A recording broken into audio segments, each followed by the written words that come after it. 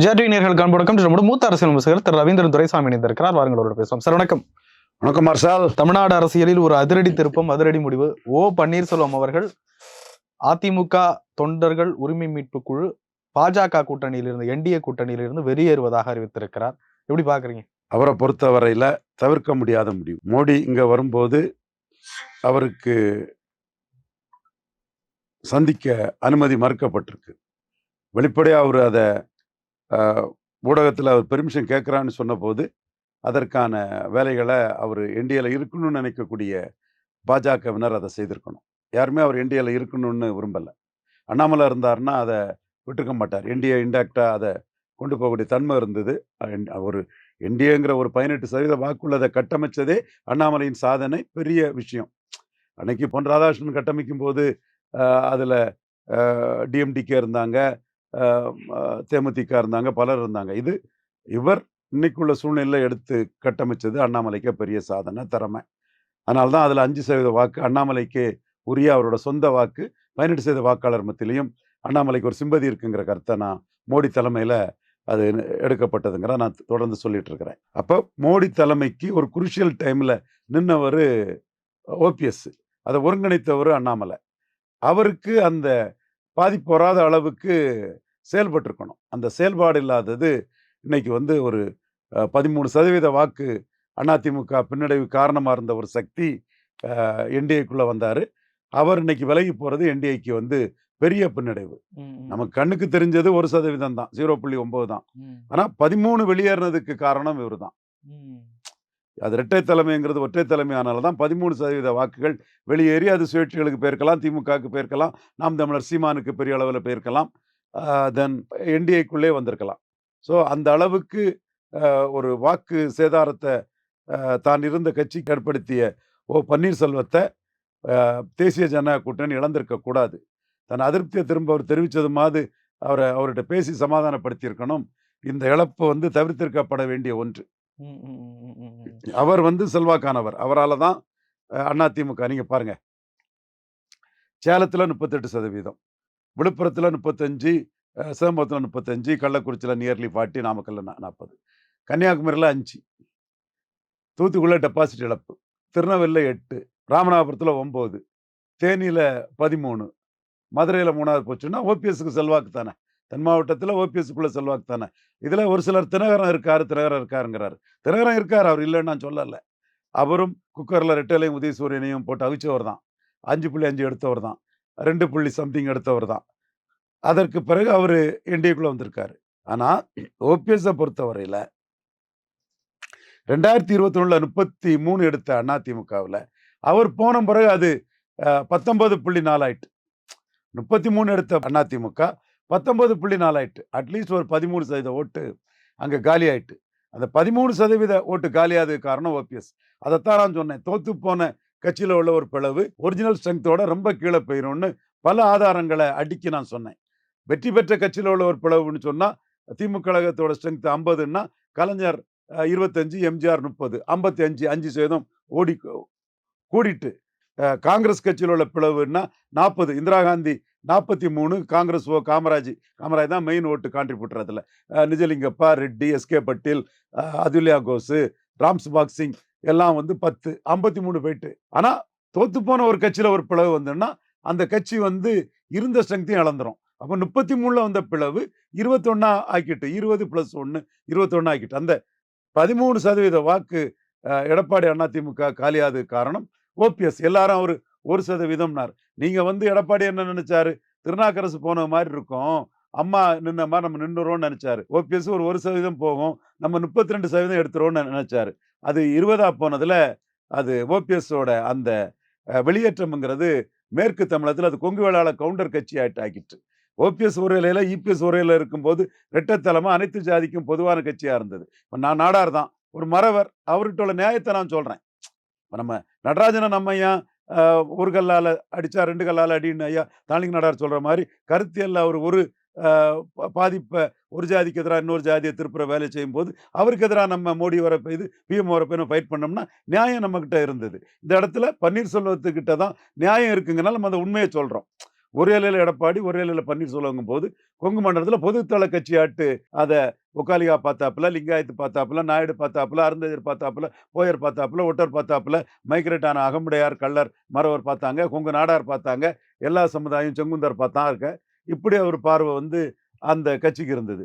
OPS போனதும் அது ஒரு ஜாதி கட்சிங்கிற இமேஜ் வந்துட்டு. அதனால தான் ஈரோடு கிழக்குல அந்த கட்சியால நிக்க முடியாது. நின்னா சீமானுக்கும் அவங்களுக்கும் வித்தியாசம் இல்ல. செந்தில் பாலாஜி அதிரடியில டெபாசிட் இழக்க வச்சிருவாருன்னு எடப்பாடி அங்க பயந்து போய் ஓடிட்டாரு. அந்த ஒரு ஜர்க்குக்கு காரணம் ஓபிஎஸ் நீக்கம் தான். அந்த நீக்கத்தின் விளைவாக 24ஆம் ஆண்டு அவங்க அடைஞ்ச மிகப்பெரிய பின்னடைவு தான் கொங்கு மண்டலத்தில் அவங்க நிக்க முடியாம போன ஒரு காரணம்.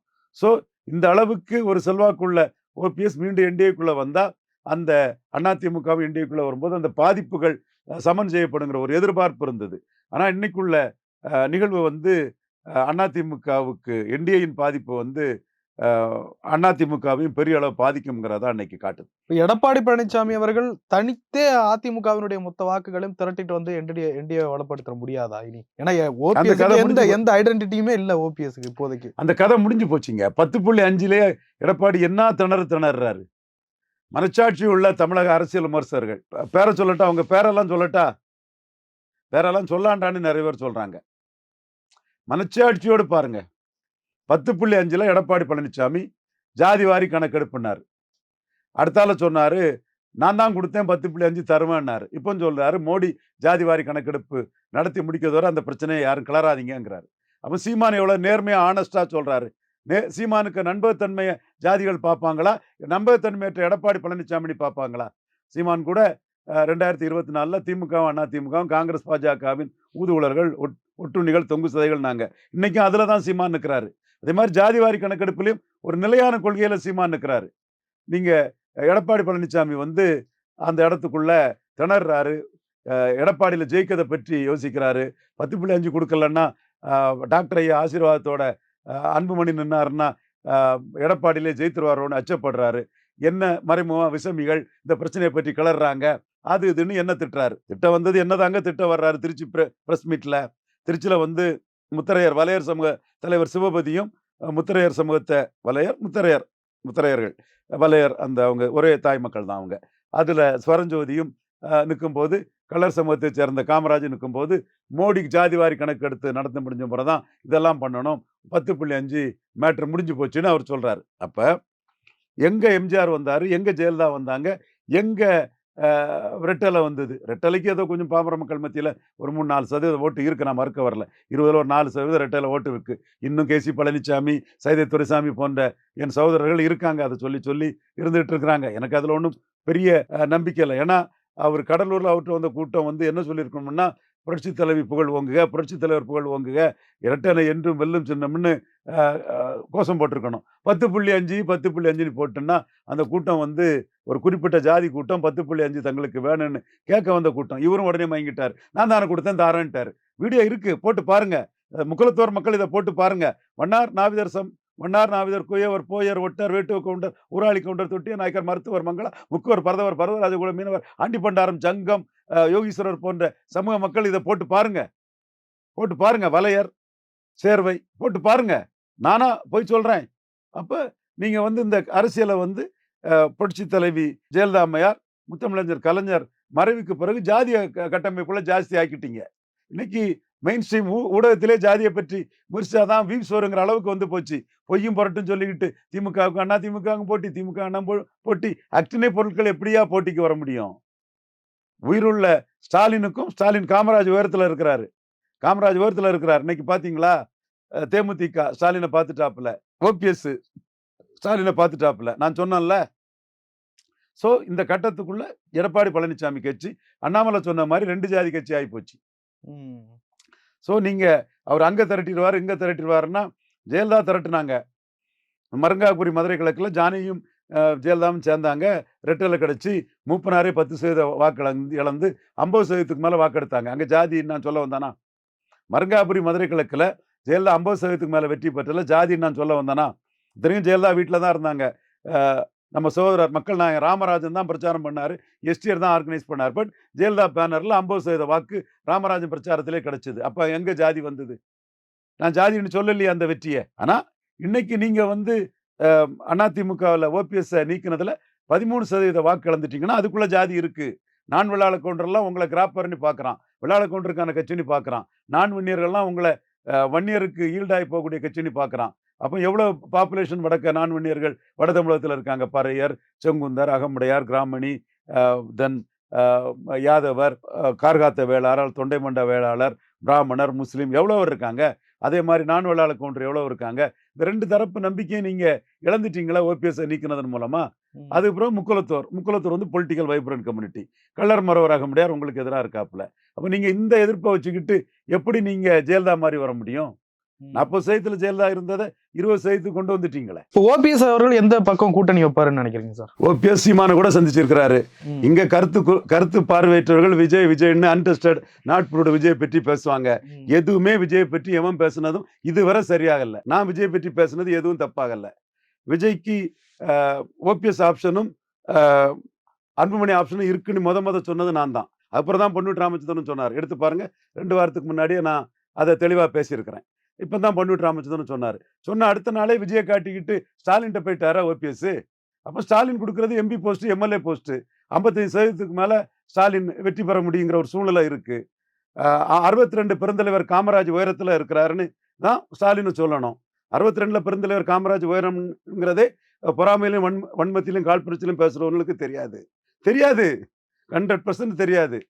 62 எலெக்ஷனுக்கு முன்னாடியே இந்த முதுகுளத்தூர் கலவரம் தொடர்பாக தப்பா பேசிட்டேன்னு சத்தியமூர்த்தி அம்மையார் அண்ணா கிட்ட பவர் பொலிட்டிக்ஸ் பண்ணும்போது அண்ணா சத்தியமூர்த்தி அம்மையாரோட பவர் பொலிட்டிக்ஸ்க்கு ஈல்டாகி இப்படியெல்லாம் நீங்க பேசினா எங்க ஆட்கள்கிட்ட போய் ஓட்டு கேட்க முடியாது அண்ணான்னு டைரக்டா சொல்லிட்டாப்புல. உடனே அண்ணா மிரண்டு போய் என்ன செய்யணும்னு சொல்லும்போது நீங்க அதுல சொன்னது தவறுன்னு சத்தியமூர்த்தி அம்மையார் நேரடியாக அண்ணா கிட்ட கேட்கும்போது அண்ணா என்ன பண்றாருன்னா என்ன பண்ணுன்னு சொல்லும்போது சென்னை மாநகராட்சி சார்பா காமராஜுக்கு ஒரு செலவு வச்சிருவோன்னு சொல்லி ஜிம்கானா கிளப்ல இன்னைக்கு அந்த செலவு இருக்குது. இது 57 பசுமன் முத்துராமலிங்க தேவர் கைதுக்கு பிறகு, தூவல் துப்பாக்கி சூட்டுக்கு பிறகு, முதுகுளத்தூர் கலவரத்துக்கு பிறகு பேரறிஞர் அண்ணா பெருந்தகை 62 எலெக்ஷனுக்கு 4 மாசத்துக்கு முன்னாடி சத்யவாணிமுத்துக்கு பவர் பொலிட்டிக்ஸ்ல வச்ச சிலை. பண்டித நெஹ்ரு அவர்கள் வந்து அந்த சிலையை திறந்து வச்சாரு. அந்த சிலையை திறந்து வச்சுக்கிட்டு ஒரு கன்னி அரசியல்ல தான் அண்ணா வந்து காமராஜ் முதலமைச்சருக்கு சிலையை திறந்து வச்சுட்டு கூட்டணி போனார். இன்னைக்கு காழ்ப்புணர்ச்சியில திரைத்துறையில உதயநிதி ஸ்டாலினுக்கு முக்கியத்துவம் இருக்கனால வன்மத்திலும் காழ்ப்புணர்ச்சியிலும் பொறாமையிலும் கட்சிக்கு வந்து என்ன செய்யணும்னு தேட முடியாம திணறிட்டு இருக்கக்கூடியவங்களை தான் இன்னைக்கு நாம பார்க்குறோம். அவங்க தான் வேற அண்ணாவை பற்றியும் பேசுறாங்க. ஸோ இந்த பொசிஷனுங்கிறது மு.க. ஸ்டாலினோட நிலைமைங்கிறது 62 காமராஜ் பொசிஷன்ல இருக்குது. 62ல பேரறிஞர் அண்ணா பெருந்தகை 27% வாக்கு பெற்றாரு. காமராஜுக்கு போட்டியாளர் அவர் தாங்கிறது 62ல வந்து நிரூபணம் ஆச்சு. அதுக்கு பிறகு 67ல 1-1 வருது. 1-1ல காமராஜ் பண்ண பெரிய மிஸ்டேக் என்னன்னா, அவரு 1.3% வாக்கெடுத்த பசும்பொன் முத்துராமலிங்க தேவரை போய் செல்லப்பாண்டியன் அனுப்பி சமாதானம் பண்ணாரு. 7.8 எடுத்த தேசிய தலைவர் மூதறிஞர் ராஜாஜியை சமாதானம் பண்ணியிருக்கணும். அப்போ அவர் 1-1 அண்ணா தலைமையில கொண்டு வராங்க.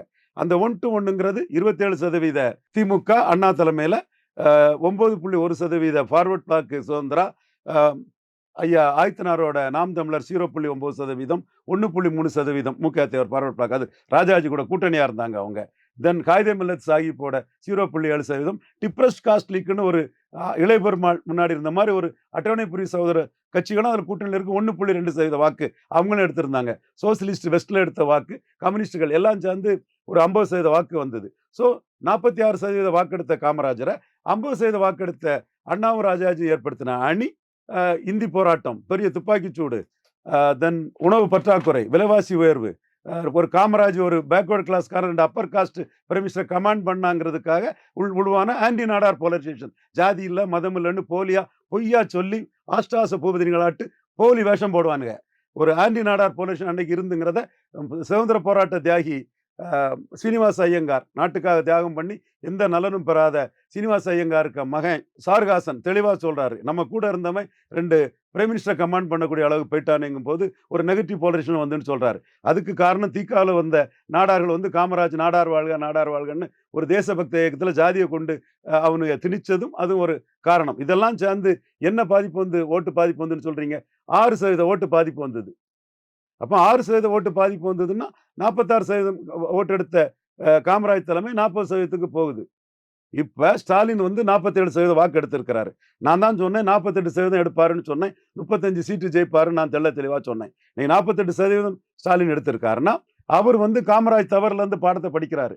காமராஜ் ராஜாஜிய சேர்க்காதது 9.1 உள்ள ராஜாஜி கிட்ட போய் நம்ம ஏசி பிரசிடென்ட் ஆயிட்டோம். பிரைம் மினிஸ்டரை கமாண்ட் பண்ணக்கூடிய அளவுக்கு நேரு வாரிசு காமராஜ் தானே வந்துட்டோம்னா, அந்த திமிர்லயும் ஆணவத்திலையும் ராஜாஜிய பார்க்காதது தவறு.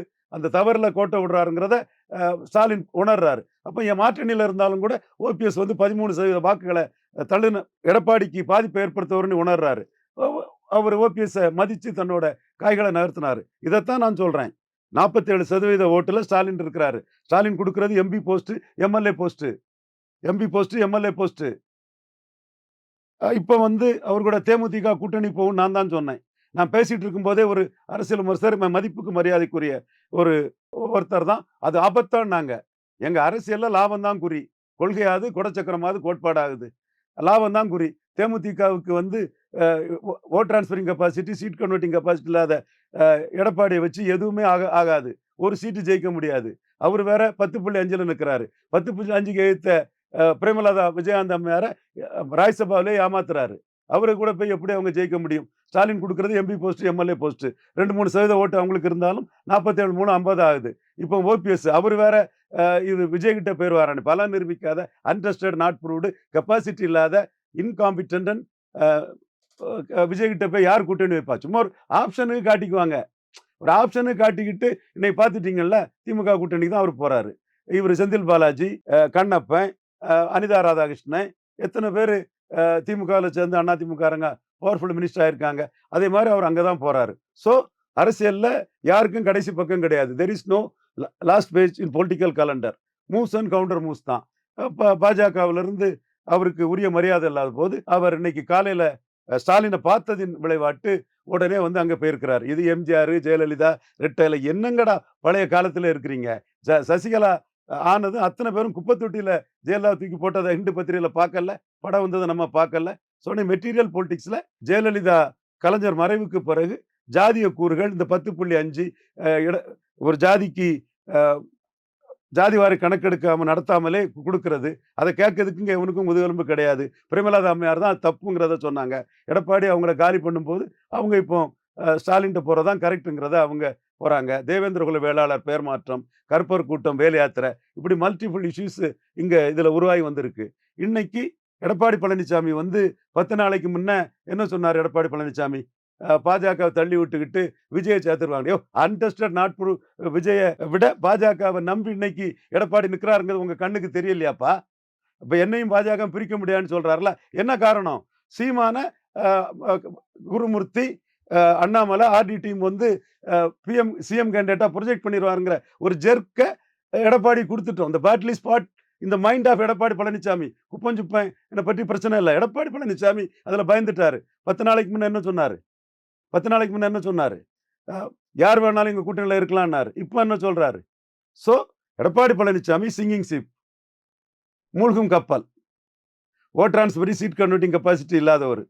அவர்கிட்ட போய் நிற்கிறதுக்காக எண்ணி ஒட்டிட்டு இருக்காண்டான்னு இவரு செந்தில் பாலாஜி கண்ணப்பன் ரூட்ட ஓபிஎஸ் தேடிட்டார். நிச்சயமா சார். நிறைய விஷயங்களை பகிர்ந்து நன்றி.